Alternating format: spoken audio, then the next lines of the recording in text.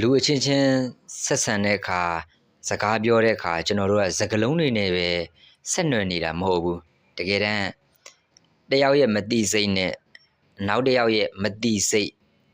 စွမ်းအင်လိုက် vibration တွေအတွေးခေါ်တွေ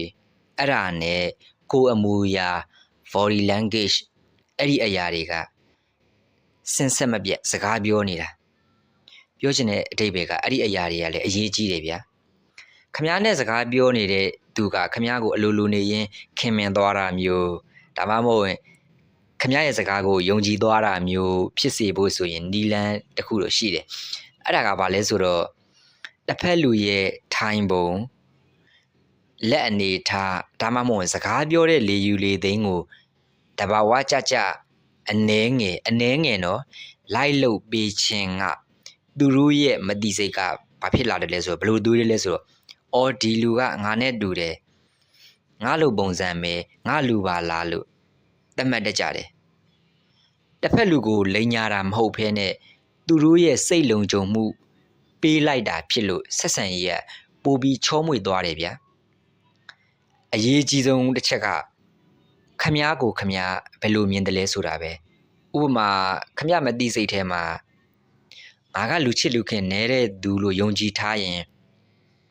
ခမားရဲ့အမူအရာရဲ့ခမားရဲ့ကိုယ်အမူအရာမျက်နှာအမူအရာတွေကအလိုလိုနေရင်အဲ့ပုံစံမျိုးဗျာလူချစ်လူခင်နေတဲ့ပုံစံမျိုးယုံကြည်မှုမရှိတဲ့ပုံစံမျိုးအဲ့လိုမျိုးတွေဖြစ်နေလိမ့်မယ်အဲ့ဒီအရာတွေကပိတ်ဆို့နေလိမ့်မယ်ဆိုတော့တစ်ဖက်လူကလည်းခမရအမူအရာကအဲ့လိုဖြစ်နေတဲ့အတွက်အနာကိုကက်ရဲမှာမဟုတ်ဘူးယုံကြည်မှုရှိမှာမဟုတ်ဘူးအေးတကယ်လို့ခမရ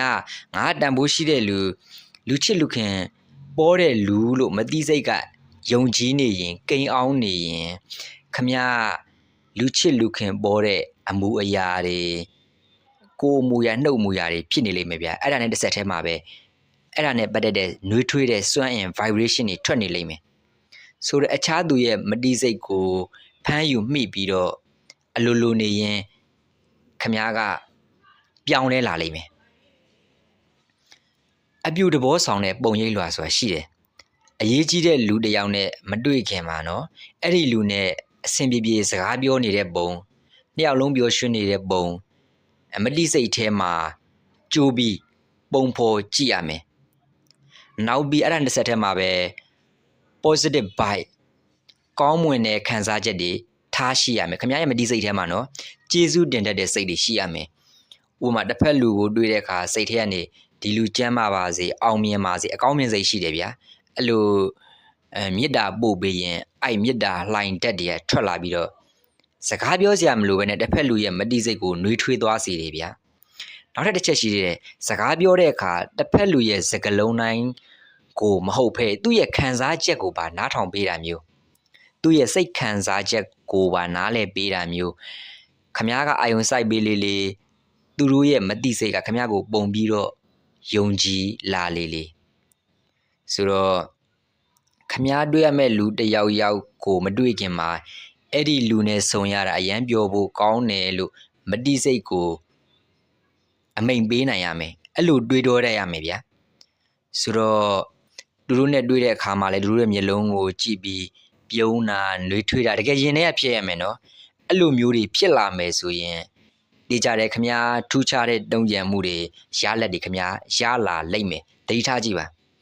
လူမှုဆက်ဆံရေးဆိုတာကအပြင်ပန်းနီးပညာတွေထက်ခမားတို့ရဲ့ကျွန်တော်တို့ရဲ့အတွင်းစိတ်တဘောထားက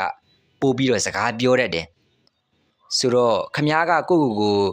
ချစ်ခင်လေးစားရင်တော့ကဘာကြီးကလည်းခမားကိုချစ်ခင်လေးစားမှာပဲ